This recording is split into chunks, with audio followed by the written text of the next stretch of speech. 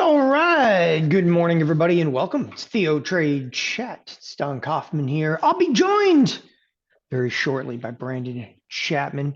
He is waiting in the wings. We're going to bring him on here for the first hour. I'll explain more in just a moment. Let's get started though, because there's about 4 minutes to go to the cash open. The S&Ps are actually down today. Can you imagine that? Not really though. They're just down 7 handles. The Nasdaq is massively unchanged. Holy crap! If I have to scream like 53.31. I know we're at 37 right now, but we've been stuck at the 31 for quite some days here. Take a look. This is a 30-day 1 hour, and here's the last couple of trading sessions. Again, this is as I said, a 30-day 1 hour, although I have zoomed in and we were here, and then we were here, and then we're still here, and we're definitely there, and right about there. That is my rendition of what has happened really over the last entire week of trade. How exciting! Not really. Anyway, the S&Ps at this point are doing 110,000 contracts. I gotta tell you, I think I've traded that many before. The volume is just not there, man. It's not doing it for me. It is not doing it for me right now. Taking a look over at the bonds and the notes. The bonds and notes are actually in the middle of a roll. I was talking about this a little bit yesterday. I will further this in the coming days. That roll is kind of muddying the waters of being able to read into the volume. You can actually see how many rolls are actually done. Check and cover as well, especially if this is a slow hour. Nevertheless, kind of interesting. The bonds are doing substantially more volume now than the S&Ps, which goes to show you though that how important, if you will, the bond market happens to be. Oil's down, dollars up, dogs and cats living together. Gold is actually off a little bit after having just a fairly wild ride to the upside. In terms of individual stocks, the talk of the trading community this morning, no, actually, it's not NVIDIA. Speaking of NVIDIA in just the last couple of moments is taking a hit into the cash open. So with 90 seconds to go to the cash open, NVIDIA has taken just a little bit of a hit. It's still up, okay? Nothing else is making big strategic moves. Tesla's down a little bit. Meta, a little bit of a bid. I see nothing's making strategic moves. Like there's no wild movement really in much of anything this morning. We'll get a feel for obviously NVIDIA, that is the marketplace right now. But Target is the talk of the trading community. So it really is too, because this thing is getting smashed this morning. So we're going to come into the cash open. We're going to just a quick feel for what the futures contracts are doing, and then we'll bring on Brendan Chapman here to have a little discussion on a number of different fronts. Nevertheless, again, mixed advanced decline line. So out of the gate, it's going to be rather sloptastic. Bear with me here as I reset and sync my computer. But this is going to be rather sloptastic in terms of a cash open with a mixed bag of goods across the S&P and Nasdaq, and big drivers. It's tech. It's always tech. It's always been tech. Let us come to today's cash open here. Ticks are going to be scattered and broken. Again, advanced decline line, sloptastic. To the bell we go. Yeah, advanced decline line is actually worse than I would have anticipated this morning. Give it a minute. Interestingly enough, not everything is open. Again, a lot of order imbalances this morning. Ticks are going to be mildly negative. Okay. See, is that actually coming out as a negative 700 tick? Oh, much to my surprise. There you go. Yeah, you have a negative 750 tick, which is not bad. Again, a little bit of a surprise out of the gate. I anticipated this advanced decline line to be much more towards the 50-50 in here. Energy sector is getting whacked in the first couple of moments of trade.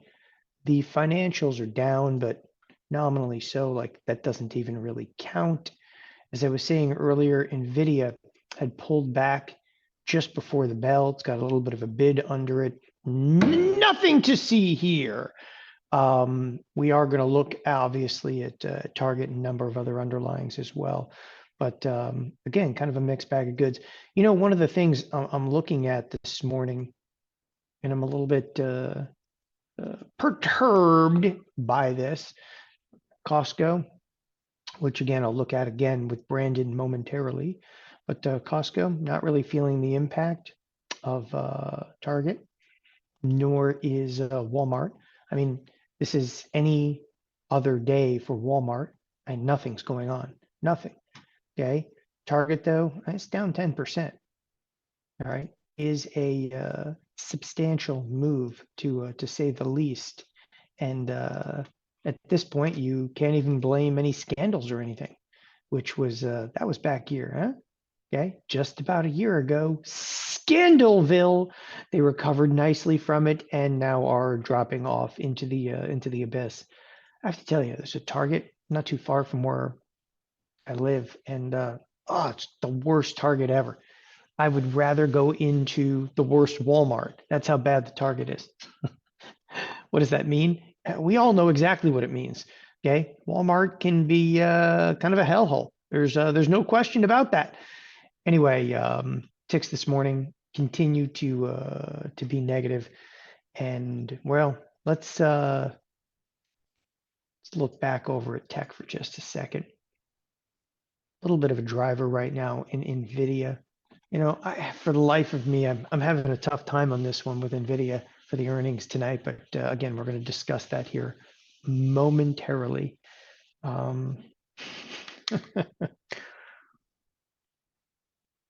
Sorry, I'm just reading chat over here. So Brandon, if you wanna hop in over here, by all means, ladies and gentlemen, bring on Brandon Chapman. You're green, man. Oh, I guess I didn't need to go green, did I? You didn't need to go green. Okay, I'm not a green person. I am a apparently a blue person. Okay, which kind of precludes me from being able to wear any blue shirts because otherwise I just blend into the background. Although today I'm wearing something that's making the camera really freak out, which is kind of cool. Freaking the Yeah, I know camera the out. freak out on the camera thing. That's always a tough one because it's like I didn't know that the gingham would just spaz the camera out, right? It's like it doesn't look like it on my camera, but you go zoom, it's Check out the move in NVIDIA. That's $8 and like the minute's not even over. well, Is angry. back in the day, I mean, you're working you're at thinkorswim. I mean, did you guys ever have like a stock at the time? You're like, man, there's a lot of risk for our business just tied to this one Oh yeah, company. I mean, did you have anything like absolutely. NVIDIA? Absolutely. I remember super early on, they were very concerned about Taser, the stock Taser. I Yeah. don't know if you remember that. Yeah, super early on when I was there, it was Taser. There was always a handful of stocks on the radar screen. Um, there was a Rambus thing going on for a while. I don't know if you guys remember Rambus, but Rambus was actually Mr. Toad's wild ride for a while. There was always something in somebody's crosshairs, though, constantly on the. So I sat on this risk committee, and Uh-huh. the risk committee basically would elect a almost like a baseball team. It was usually between 7 and 9 stocks that were on the risk committee's radar screen. So not only would we look at the top risk in the firm in terms of like individuals, okay, but we would also rank individual stocks in like risk.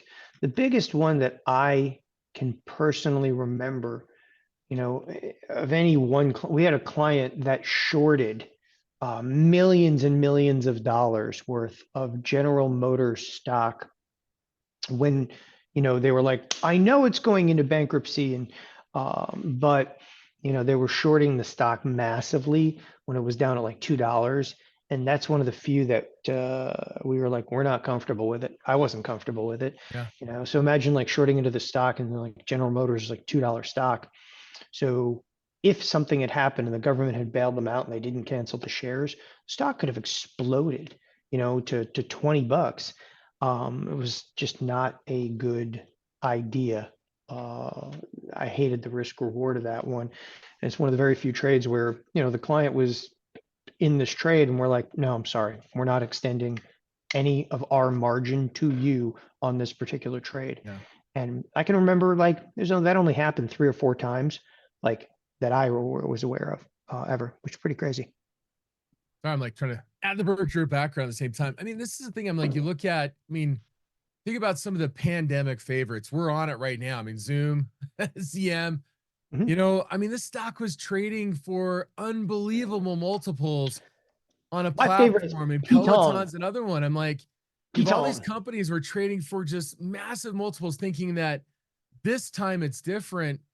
And I just think about Nvidia right now. We kind of went through that in 2018 as well as 2021. I mean, these stocks So, dropped a lot. all right, we're just cutting to the chase, man. We're just going right after Nvidia. So let's talk for a Let's second do about it. Nvidia. Let's just do it. Let's get into it. I actually this one's going to be interesting because Nvidia is not the AI company. It is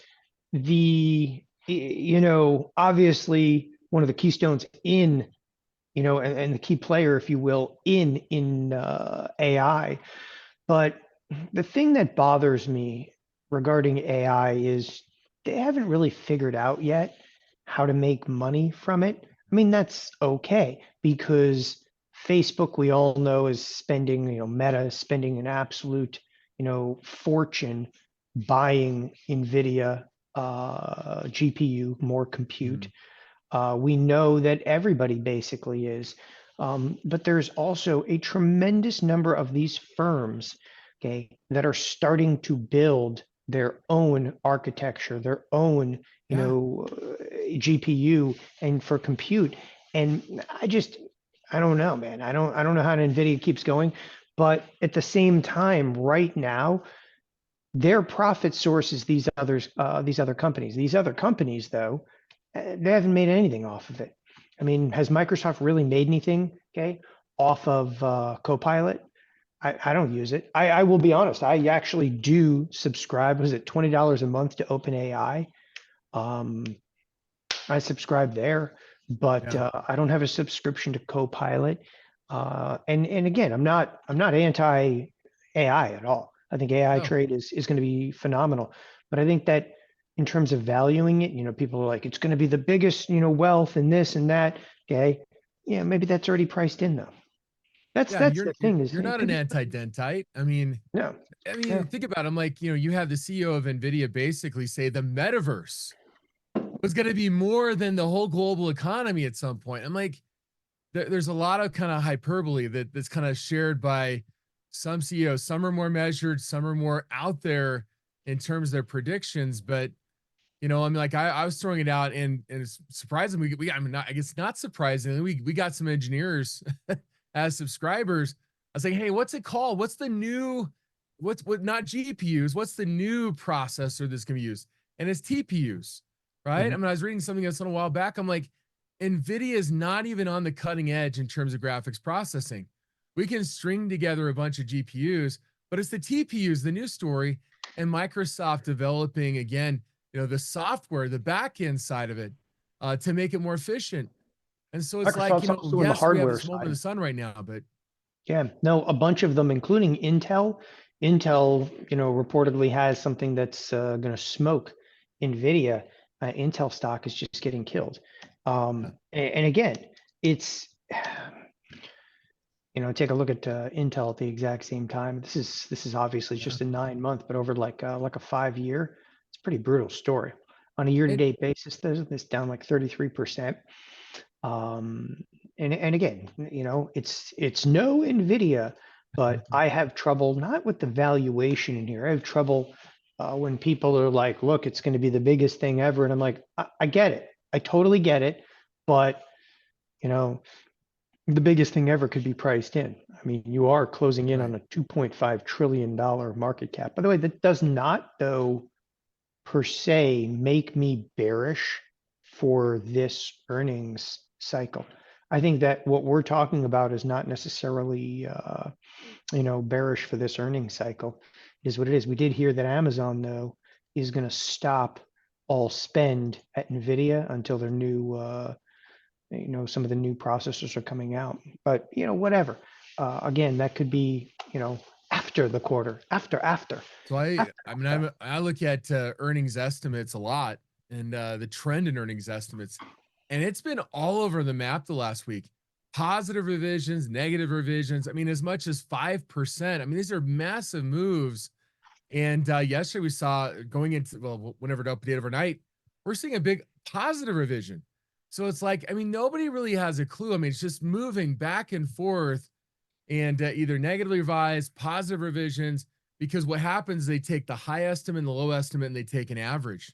And so you start to get some movement on the high and low side, it's going to adjust that average. And that's exactly what's happening right now. So I'm not sure the earnings are exactly dialed in. So maybe they do surprise, but if they come out in line, I'm like, they may go higher. The initial reaction may be higher.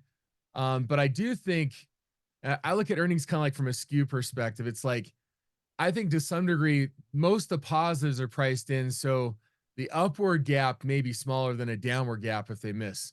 I mean, nothing's for certain, but I do think there's that kind of outcome potential. So the one thing that bothers me about NVIDIA is, this obviously this 950 level that we're at.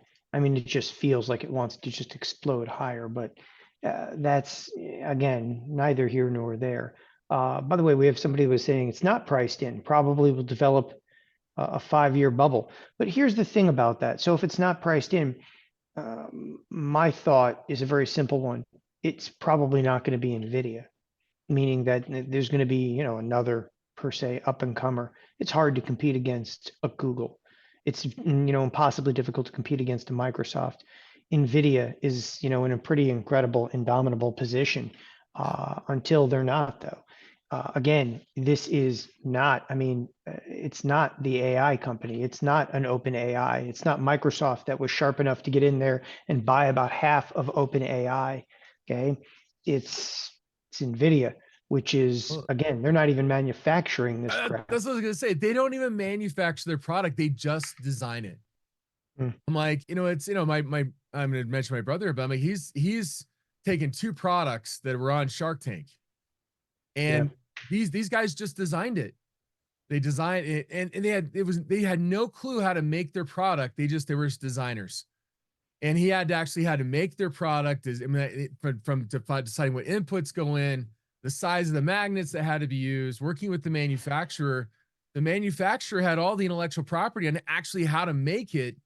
They just didn't own the patents. And so this is the thing with NVIDIA. I'm like, they don't have control of their supply chain. They don't own it until it does. So it's kind of interesting that these big companies, NVIDIA, Apple, they really don't make anything, right? They just outsource everything. That's why Apple's so green. I've always made that comment. Right. Don't think about the hundreds of thousands of people that are like, I always like picture them like tied up and chained up in China, making the iPhone. I have no problem with that. Everybody's getting a job. Nevertheless, do you really think that that's a green company? Yeah. Everything on my watch is recycled material. Hey, okay. my watch is Finnish. Yeah, I'm gonna let that one go. You don't have an Apple Watch? How do you know when you fill trades, man? How do you even know? I have trouble with smartwatches. I just don't. I can't. I've not crossed. I had a self-winding. I mostly wear self-winding, divers watches from Seiko, but I got a digital watch, so now it has digital readout, but it's made in Finland though. And you must have been, you missed your calling as like the engineer with the little calculator watch on you. Right. And I got it where we're going with this. The pocket protectors, the calculator watch. Once in a blue moon, you'll still see somebody actually wearing a watch that actually has the buttons for a calculator on it. Oh yeah. Holy crap, My cousin's man. the dentist. I think he barely switched over, but like he account like the computer watch, one that has the little letters on it. Yeah. Been wearing that for 20 years, 30 years probably. Oh yeah, I was gonna say because it's it's mid to late 80s there. It's not a good look. It's not a good look on a man. All right, it's not a good look on a man. He's not going to do well if he was out in the dating pool. Let's put it that way. Wearing that. All right, now we're providing a little dating advice over here. Do not Let's look at wear Match. a MTCH now. do not wear the calculator watch to out in public ever. Hey, mine just That's tells me elevation, tells me air pressure. that's kind of cool. It's got a compass on it and a Yeah. scope. I feel All like I'm right. wearing a Daisy Red Rider. Yeah, but it doesn't hit you and be like, "Hey, you filled on a trade," which is That's right. why I'm so hooked on Smack you upside the face. the Apple Watches and so forth. Hey, the Apple Um, Watch is cool. It's the one that has the was it has like takes like a EKG or something like that. yeah, no, I have the Ultra, and I gave one that I was wearing for like a year and a half, the original Ultra. I gave it to my wife because she really wanted one. She's like, "You get the next one." She's like, "You give me this one." I'm like, "All right." So I'm passing it down to her. 1 week she wore the Apple Ultra. 1 week broke the face already. Yeah. How is that even possible? I know my son wanted one. We got him for his birthday last year and he had put it in his bag, for basketball, but he didn't zip it up and it dropped on the ground and cracked it. I'm like, you can't change the screen. I'm like, come on, why can't you change the screen? You can. But anyway. It's like 500 But bucks on here, but you can. yeah, I know. By the way, I was smart enough to have Apple Care. The second I actually handed it to my wife, I'm like, Apple Care. I don't know what she does, but whatever she does, it's violent. Okay, it Mhm. is a violent thing. The volume this morning is just not there. Check this out in terms of ticks as well. Some intraday trade. So not a lot going on. I'm going to look around a little bit before we kind of continue here for a second. So a couple of positions, one of which is dying on the vine over here, is Goldman Sachs. I figured I'd bring this up while you're on over here. I just awe-inspiring, this last and latest move. So I put on a bearish in-out spread. Put on a bearish in-out spread. Let's not even count the week of earnings. There's one breach, two breach, three breaches, four breaches. Okay, you got 4 weeks in a row, the upper edge of the expected move. We finally flattened out, but at this point, like, I need us to pull back to like 440, 435 to see profitability. And yeah, I'll be honest with you, I need that quickly. I've got 16 days left to live. There's still a $20 expected Yeah. move, but it's a wild one. So Don, on in and outs. I mean, like I have some philosophy of my own on verticals and proximity to expiration. I mean, as you're winding down, let's say the last, week or two or three, in this case, a little less than 3 weeks. I mean, at what point do you say, I'm just going to pull it off for maybe a partial loss or maybe less than 55%? I mean, do you have kind of a cutoff point on in and So outs? there's two different like management styles in here, and uh, they're actually, both of these are covered in the original. Well, not the original in-out spread class. I think the in-out spread, like there's a 2018 edition, but the two different management styles. One, which I prefer, is even when you're losing, you kind of let the spread ride. And if there's some salvage value late in its life, you get out and you take a little bit of salvage value late in the life. The other management style, okay, is to exit when the probability of touching the long strike. In fact, let's use another trade for this example. Let's actually go over to, let's go to TLT, because TLT is also very much in play. It's a trade that we have on. It also only has 16 days left. When the probability of touching the long leg is the one that you own, but the probability of touching, okay, drops below 45%, okay, of this leg, then we would actually exit early. But you can't flip and flop between like management styles. You're either all in at exiting when the probability of touching drops below 45%, or you're the latter of that. And my logic is I just kind of let them go. So I went back and we did all this regression analysis on this. I was just talking about this actually, Brandon, last week. Did all this regression analysis on this, and it basically come out almost dead even. And we didn't look at back tested trades. We actually looked at real results in it. And what basically occurred is, like, when you got out of the trade early, you got out of the trade early, got out of the trade early, versus the person like me that just, leave it alone. If it goes out worthless, it goes out worthless. When they come back, they come back. Enough trades came back from the dead to make me recoup as much as the person that exited at 45% probability of touching. That makes I sense. mean, and the reality is, I'm like, I totally agree with that, because I mean, I can't tell you how many spreads of just the last week have just come right back in, stuff you never thought was going to come back in at all. Right. And so the idea of just closing so frequently at a 45% probability of touching, it's like, I don't think people really want to do that, right? I'm like, there's the fear of loss, but that 45% probability of touching, I think most people want to experience a higher probability of success. And I think for the most part, you kind of get that by letting things play out a little bit. The 45% is that really came from a very risk averse trader. And, he's much more of just mathematical geek and just boom, out. He was as surprised as was I when we actually ran all the math on, umpteen trades. Yeah. And again, he was surprised because he's like, risk management, got to get out, here, got to get out here. Again, that's when he looked at it and he goes, well, I'm still going to get out at 45% probability touching. He goes, because I'm nuts. But at the same time, he's like, I have an interesting and newfound respect for letting the trades run a little bit. And I'm okay. And right now, though, I'm in 2 out of the 3 trades that I have on are getting beaten up. The TLT trade, though, look, the TLT trade, I'm not too concerned about. I just need this TLT to back off. It doesn't even have to get down per se to 88.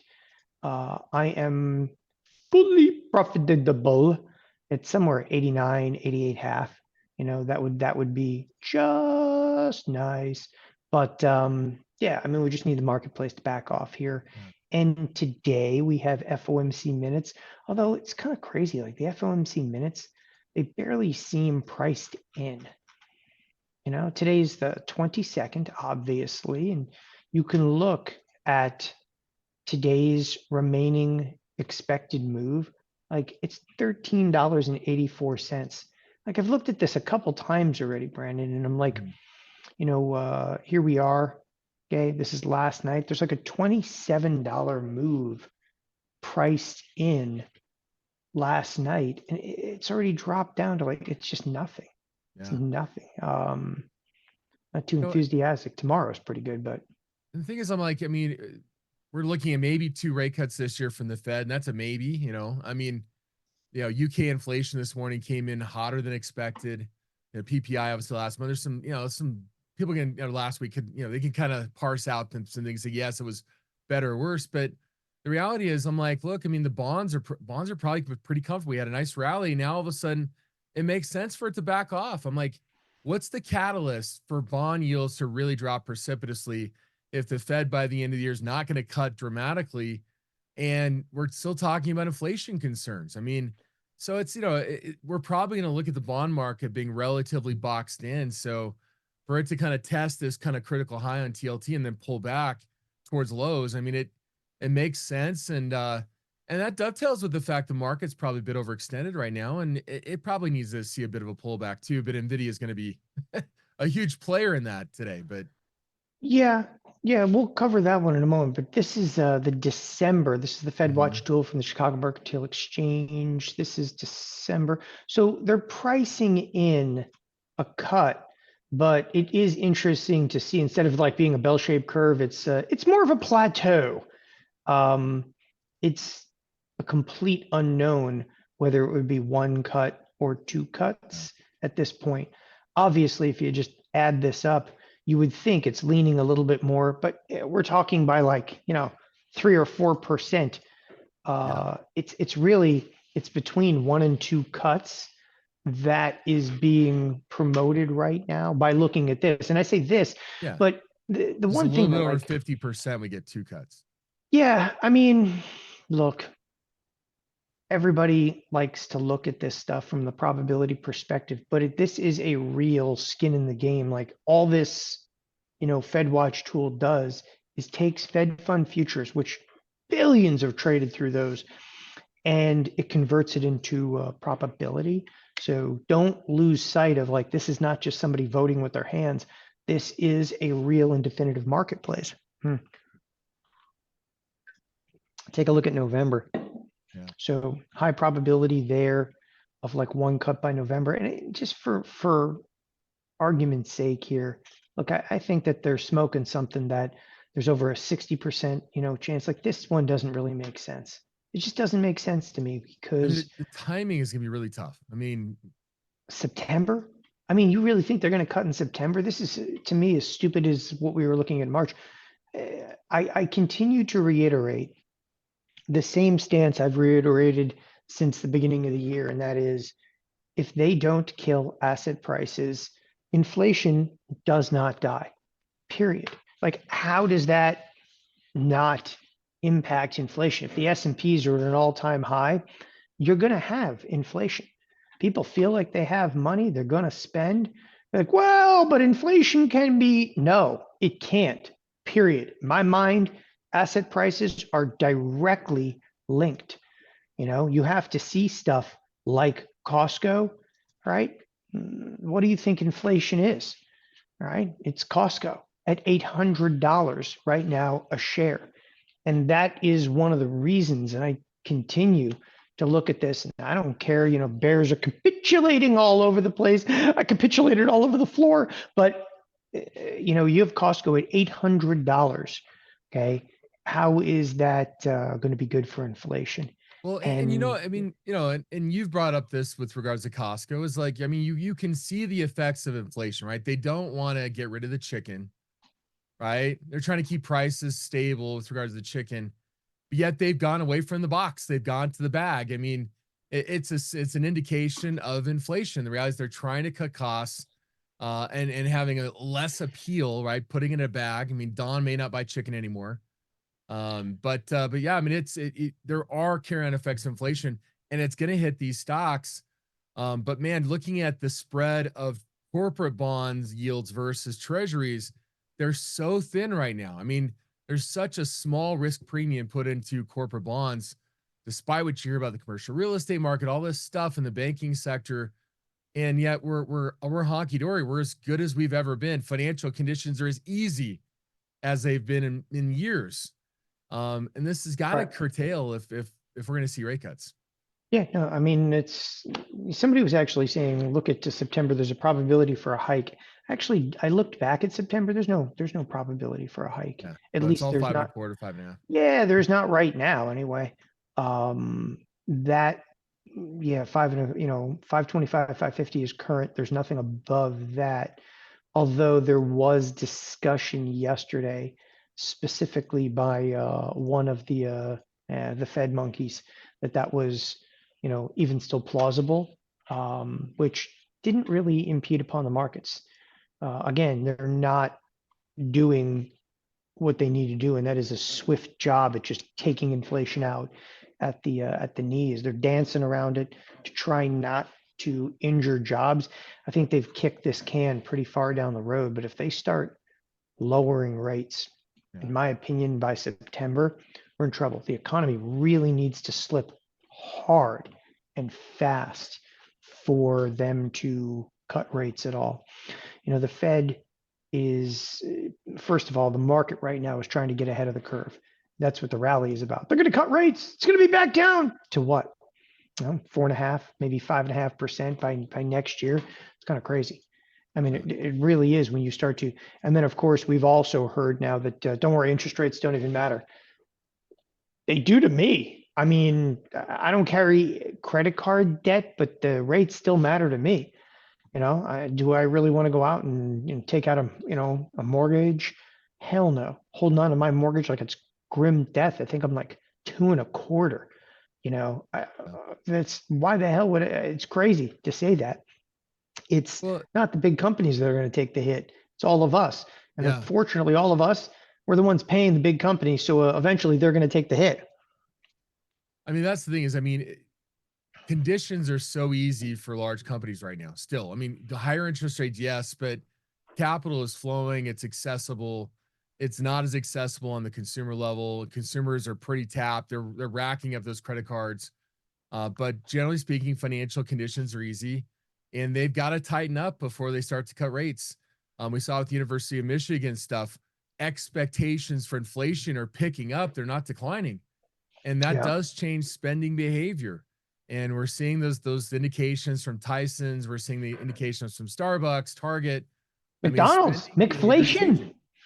McFlation, there's a McFlation indicator right now. That was Yeah. it actually went trending on Twitter literally last night for a brief time, which was McFlation. That in certain portions of the country, a Big Mac meal was like 17.95. What the Yeah, hell, but they man? throw in delivery though. You know, can Oh, you really really? include delivery in that thing? But I'll tell you, I will say though, I mean, You can get a I Big do Mac meal frequent delivered. Hold on, time out. You can get a what? Big Mac meal delivered. Okay. Yes. How Well, I don't know stoned why. are It's gonna be people? cold. Oh my When you God, see it's stop. like sitting on the shelves in these places, I'm like, why would I want someone to go drive and pick it up off a shelf where it's been there for? But I will tell you, I mean, I do frequent McDonald's for breakfast. The sausage and muffin with egg, a hash brown, and a drink. It's declines come from 5.94 using the app to 5.63 Yeah, I can't with get into it. deflation. So I just, yeah, I can't eat it. We have In-N-Out Burger though here, man. So there's just no reason to go to McDonald's. But so I can't But eat it. I breakfast though, won't eat it. right? Yeah, no, I was yeah, yeah, actually I remember breakfast from there. It's been a long time since that. It's kind of sad to say this, but for years, like, holding on to the Thinkorswim or TD Ameritrade, like corporate credit card. And at our level, like I didn't have like the daily per diem thing. Like I didn't have to worry Mm. about that. So you can spend anything, you can go anywhere, you can do anything. I'd find myself in an airport. This is before like, I'm on a very strict diet. I cannot have gluten. But prior to that, I'd be like, okay, we could go to a fairly nice place or McDonald's. I like find myself in the line for McDonald's, like a walk of shame with the A credit walk of card. shame. Yeah, it really was for me. Okay. Yeah, Man, I go that to a breakfast kiosk, though. Oh but man, I can't do that. no, I It's can't just, either. oh, gross. But Just I'll tell you, gross. I've never eaten so well than that week I was at Thinkorswim after we merged, and I Oh was yeah. like, holy cow! I mean, this is like I could not stay here. I'd be like, I'd go 400 pounds probably. Like this is Oh crazy. I was yeah. like so full all the time. Dude, we used to there used to be a saying very, very early on in Thinkorswim. He's like, you go out on the road and so forth. He's like, troops march to the beat of their stomachs. I mean, they've been saying that for, 1,000 years. Mhm. And Tom Sosnoff was always a big believer of that. And he had a huge stomach at the time. So I didn't start Well, really losing weight until I got off the road with him. 10 years of traveling with that man. It's amazing. I'm not, 250 pounds. well, and really, I mean, the reality is, I mean, Thinkorswim had so many like cutting edge things. I mean, how many companies were offering food at that time? I'm like, I can't think of it. It's a trend. It was a trend when they wanted to keep people in the office, had kitchens and stuff. But I'm like, Thinkorswim was doing this way back in like '06. I mean, providing catered food from all over the city, different stuff every day. It was pretty Yeah. crazy, Oh yeah, yeah, yeah. When you came in, it was that was the height of good food. So right? that was actually the norm from the day that Thinkorswim started. They would buy lunch for everybody in the whole office. There was even a point in time up until about 2006 when we were still in the office above Wishbone, the original offices, where you would get a menu on your desk by basically 8:30 in the morning. I remember it was like right before the bell went off. Somebody would walk by with a menu. You just basically put your name on the menu and circled whatever you wanted. Boom, it was there. And it was there by like 11:30 or 12. Um, and it was nice, man. You get to actually like order your own thing. And that's when there was like, 20 people there. That stopped when it got to about that little office at one point. There were so many people working there that we had to put chairs back to back. And eventually the fire department was like, that's it, you're done. And they wouldn't allow any more people in there. It was crazy. It went from like an office that could hold 30 people. At one point, there was over 100 in there because we were waiting for the other office to be built. And then we had to go to family style. Family style though, then it was really good. Get like ribs every Yeah, like day. Oh, for a different place every day. I was like, man, this is like yeah, crazy. Fearman's talking about it now. Like He's you're like tucking in your smoke. napkin, like Smoke was the best. No, I'm sorry. Smoke was the best. All right. I got to turn my air conditioning on over here. You're getting me all hot and bothered, man. I have to turn the air conditioning on. No, seriously. Talking food. Love that. You know, Yeah, it's where it's at. It's where it's at. I mean, Um, this is what we're resorted to today. I mean, Nvidia's coming after close. Nothing's going on, right? We're just sitting here, and it's like, what are you talking about other than great food? Walter says with Friday afternoon ice cream. Yeah, I mean that afternoon was ice my cream. number one weight loss remedy was cutting out ice cream every day. Say no more ice cream. I had what some people call a bit of a weight problem. That's right.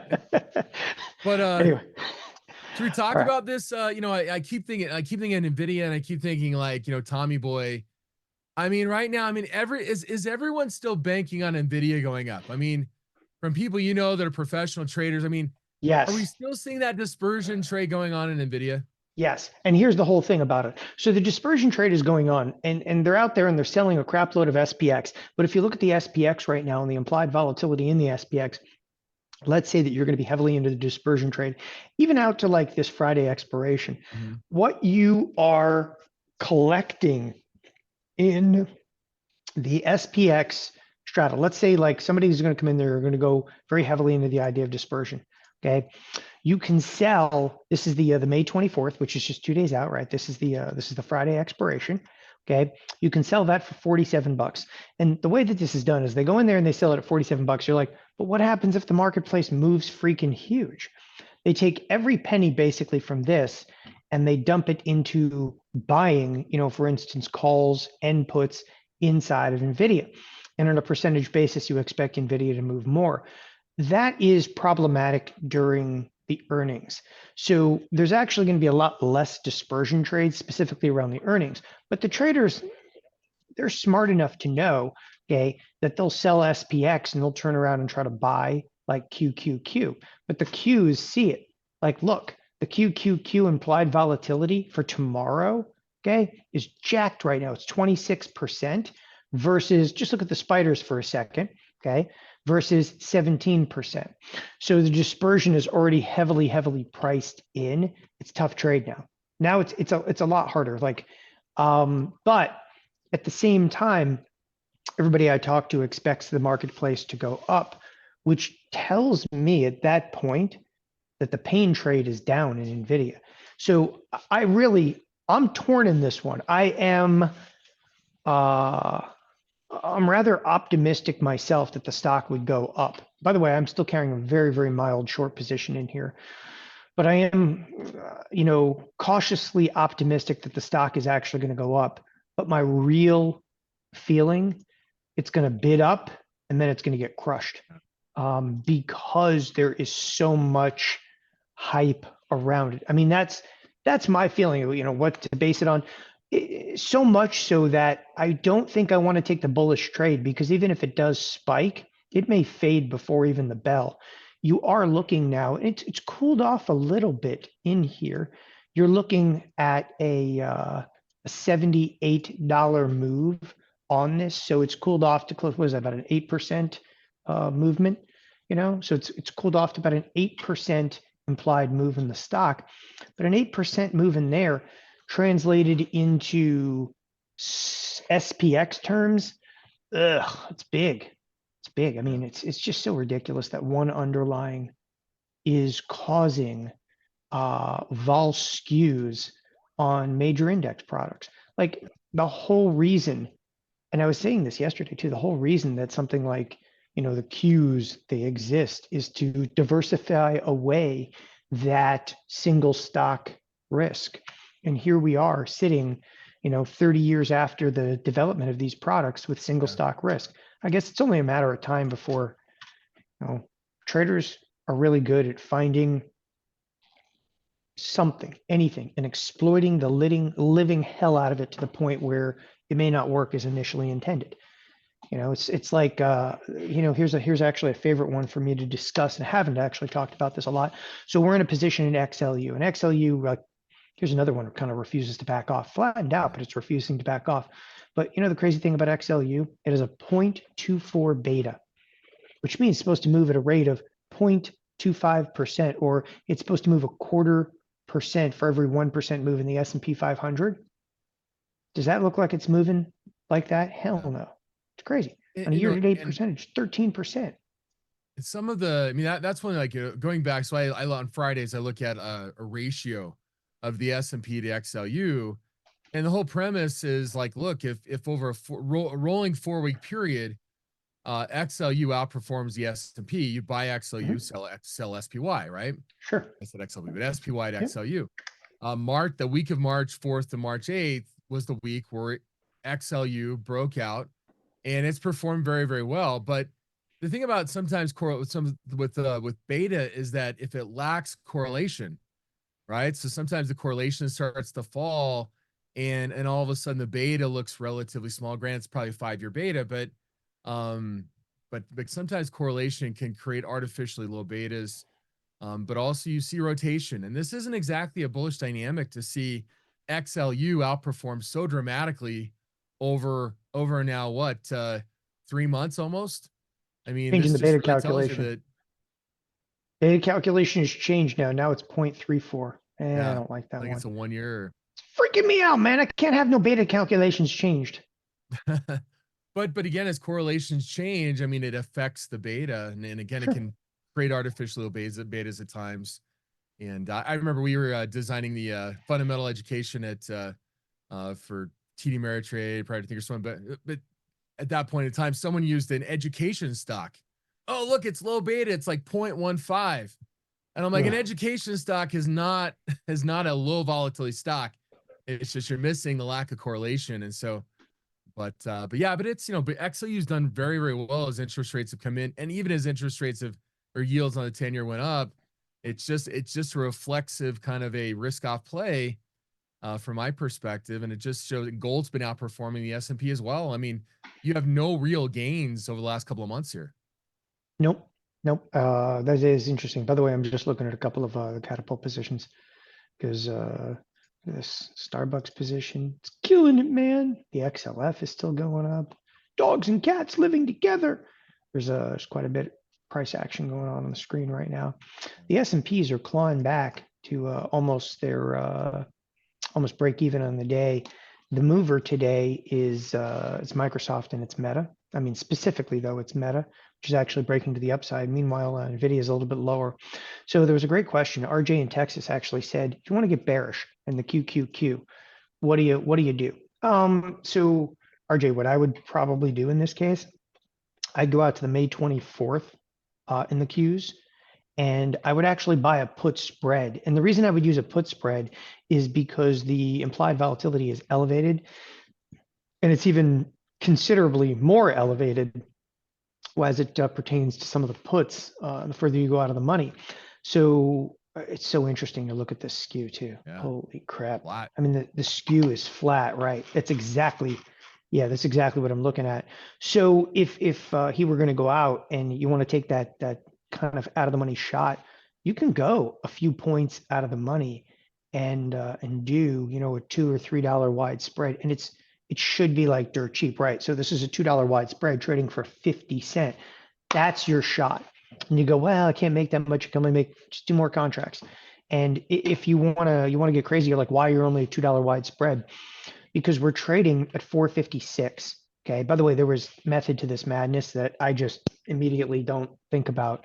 We're trading at 456. I see the expected move is $6 and change. So I'm trying to align the short strike in this trade with the lower edge of an expected move. Does that make sense? Because like going to 450, yada, yada, yada, that takes you to 450, yada, yada, yada. And it costs 46 cents to do so. So I wouldn't go wider. I would keep it to a $2 wide spread because quite frankly, the skew ain't gonna help you because the skew is flat in here, which is crazy beep. And the skew is flat on the call side. That is the effect of Nvidia. It's sheer stupidity at this point where we're seeing a major, ETF or index, the Nasdaq, where the skew in the implied volatility literally implied vol has been changed for the remainder of this week because one product is going to have earnings. Just to prove to you it is Nvidia, just go out a few more days in here. Just go out a few more days. You even go into next week. Okay. You go into next week. Oh, look, there's skew again. It's only 12 days out. It's June 3rd, whatever. Yeah. Oh, there's skew, and there's skew on this side. This is exactly why, okay, I am standoffish with this idea that Nvidia is going to go up. Like, I actually think it's going to go up, but it could rip up and then explode back down. Let's go look at Nvidia and look at its But skew. the pricing, I mean, if you look at the volatility, both in the calls and puts, they're the same and they're flat. I mean, it's just showing that like nobody has a clue, right? I'm like going out to one times the expected move. We're basically saying there's an equal chance of an up or down move in the Qs, and we'll see if it's the same in Nvidia, but it's pretty But close, even that unto itself is unusual. right? It is Absolutely. unusual to see the skew like that in the Qs. Here in Nvidia, okay, Nvidia, so where is the skew? And it curtails a little bit, but you're looking, that's still an 18 delta where the skew is really going to bend back up is probably right around the 18 delta. So now I got to come in here and open all strikes. And as I was saying a moment ago, is at the 18 delta, there it goes. The skew actually goes back up the further you get out of the money. And there's some crazy stuff out here. It's 140% implied volatility. So if you look dramatically out of the money, on the call side, and then dramatically out of the money on the put side, okay, you're seeing that the calls are definitely trading for substantially more than the puts. So there is positive skew in here. The marketplace is actually pricing risk right now to the upside in Nvidia. That is not to be taken the wrong way. Don't think that that's either bullish nor bearish. That's just basically saying like, hey, look, the reality is this thing can go up $300, but we don't think it can go down $300. That's kind of the way to read into it. And there's traders that are actually either hedging their risk to the upside or traders taking shots for outsized moves, that's fine. But that's why I say that the pain trade, and people often talk about this pain trade in Nvidia isn't to the upside. Clearly, the world is betting to the upside. The pain trade in Nvidia would be to the downside, and that's why I think it's so dangerous. I mean, have you seen? I mean, going back even just the beginning of the year. I mean, that first few months was crazy, but we're still seeing lingering effects. Have you seen this many issues, stocks that have positive skew? Not at this magnitude, not even close. Yeah, I mean, it's There's never crazy. been I've anything. Yeah, never seen this before. It just shows that I've everyone's never on the seen the long cues side of like the this. market. I've never seen the cues like this either. Like, I Yeah. mean, major index products that have a flat skew. Let's go look at the spiders, just for the hell of it, just to the end of the week. I'm kind of curious to look at the spiders. The spiders have some skew, but even this is flatter than normal. Okay. And then we're just talking about like 2 days out. If you look at the longer duration skew, it's the exact opposite. Longer duration, this is what we call a 30-day skew. This is the actual symbol Yeah. skew. This thing's jacked all the way to 150 again. In fact, if you bring this back up for the history of it, just to give you a feel, and again, I'll just kind of mark the demarcation line. Right. That's my idea of a straight line over there. So get your straight line right here. Anyway, you take a look at that at like a 150 skew. That's big boy. That's big boy. So we're seeing in the short duration risk is to the upside, and long duration people, I'm afraid, hold me. Yeah. That's kind of what it implies to me. So And when indeed, you look at that chart, you go back 13, 14 on skew. I mean, the high end was always around 130. You'd occasionally break above it, but since 2014, we've had much higher levels of skew. I still look at 130, but if you read the white paper on skew, I mean, 127, 128, there's maybe 3% of the time was above that level. It's been a little different, but still, I still look at 130 as being a high skew level, and we've just been residing there for a long time. 112, 115s on the low side. yeah, We're still kind no, of holding to that. I hear you mentioned the white paper on the skew. I've read through that like 6 times, Yeah. and man, the mathematics on that is out of this world. Yeah. Yeah, that's one of I just the found the white chart. papers. Yeah, that's just one of the white papers that you're like, all right, I'm just gonna let that one go. I Yeah. missed the whole PhD in mathematics over there. Hmm. But again, just seeing the number of stocks that are exhibiting positive skew in large companies, I mean that time frame January, February, March. I mean, we're Nvidia. I mean, it was like almost a free ride to buy out of the money call spreads because they were so cheap over that time period. And it's just for a stock this size and to see the breadth of number of stocks that are exhibiting positive basically rising call volatility as you move out of the money. The call spread side of things been cheaper than I've ever seen for this amount of time. It's just nuts. And it just Yeah. shows, I mean, again, there's a lot of that pricing and upside crash risk in the market, which shouldn't exist. But and it doesn't exist, like you said, going out 30 days for the indices. But for a lot of these stocks, that's the assumption. Like an By the NVIDIA. way, there was a quick question that came in here, and somebody said, "What's with the low volume in the spiders?" I'll be honest with you, this is so low that I'm actually questioning if it's even correct. It's so low, I'm literally questioning if it's correct. Contract size in here, holy crap. So yesterday I actually kept this. I don't often talk about this, but when I do, it's something spectacular. But the OCC report from last night, we only did like 35,000 contract or 35 million contracts. Here, I'll bring it up right now. So that's the OCC report. There's 35.5 million. 40, basically close to 47 million is the norm. We're so far off pace. There's no volume right now. So even though the moves are happening in the marketplace and they're real and you can buy and sell at this, okay, there is absolutely no commitment to trade here whatsoever. I'm not sure in recent history we've seen volume in the spiders anywhere near this. Like, again, I was questioning if that's real. Take a look. I mean, this is where volume presently is. This is volume yesterday.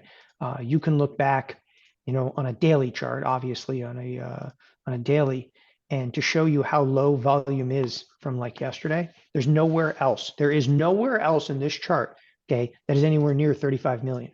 There's nowhere else that it's even close. There's 35 million from yesterday. Okay, there are holiday trading sessions in here. Okay, literally holiday trading sessions. This is actually the Friday, which is a half a day. Okay, after Thanksgiving, that we did less volume than that. It's the only thing on the chart. This is going back 3 years. I bet you I can go back almost 15 years and see volume not this light. Maybe a little calm before the storm, but I would definitely suit up for some volatility. It may not happen immediately, right? But you're going to get some two-sided trade. It's going to rock this marketplace because this is where and people don't really get the realization of this. Okay, that kind of low volume inside of the S&Ps and that kind of low volume inside of the spiders, horrific for the entire brokerage industry, horrific for Wall Street. Okay, this is you're out of work bad kind of volume. This is where brokerage firms are panicking because you can actually look specifically at VIX. VIX correlates to what we call DARTs, daily avenue revenue trades. They're going to get killed, right? I mean, I'm dead serious in here too. They're going to get killed. But okay, in the brave new world, no one cares because it's all about interest rates, except for a firm like Robinhood. Okay, like Robinhood relies on daily avenue revenue trades. Stock's down a little bit today, but this thing's been straight up. This is, again, we're seeing massive disconnects, okay, massive disconnects between what's really going on. Like when you see low volume like this for consecutive days, it's not just disconcerting, it's brutal. Okay, it is absolutely brutal out there. Anyway, with that being said, I'm just kind of cruising back over here. We do have to turn it over to the professor in a few minutes. So But I think sometimes the people boil down technical analysis to saying, oh, it's just price, if the price higher highs and higher lows, et cetera, that everything's honky dory. But there's a lot of other aspects of technical analysis, like breadth, like volume.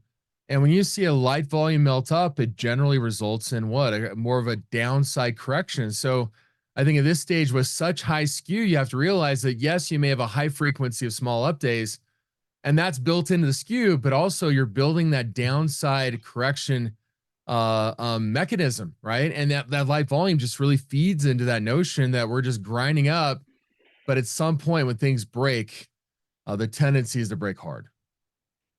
yeah, no, I mean, look, we got to spark something. We're coming into the summer months, and the crazy thing is, like, you feel like you're in summer trade right now. I Yeah. mean, what's the range that we've actually had since the open? We were trading basically 38. We traded to 43, and now we're at 41. Ooh, okay.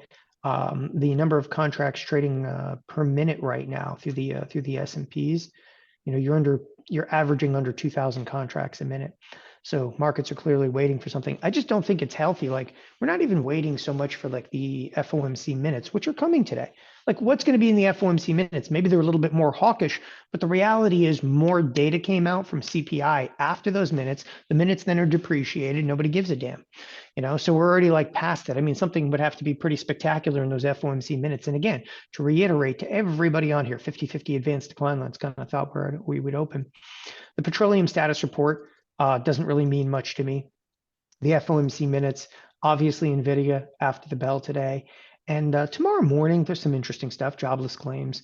Okay, there'll be a PMI composite flash. It can move markets a little bit, but nothing too spectacular on the economic data front other than durable goods to the end of the week. But even that, it's just not priced in. I mean, if it was, look, we would see it. It would wear it like a badge of honor. And the only thing that's being worn like a badge of honor is there's more implied volatility for tomorrow in the S&Ps with a $41 move. A $41 move seems gargantuan compared to what we've seen. Speaking of gargantuan, this line right here, okay, which is basically 5304, represents where the week has started. We're already into Wednesday and boom, we're all the way to the 20 level. So we haven't even moved but 16 points. And that's literal. We've moved 16 S&P handles, which is a rounding error for a $5,300 product.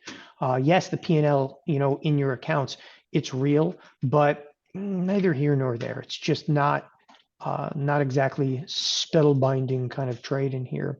So I sit with an XLU, a TLT, Goldman Sachs trade. I still have the Ultima portfolio rolling in here. The Catapult is, look, everything I've done in Catapult, every single trade I've done recently in Catapult has been bullish.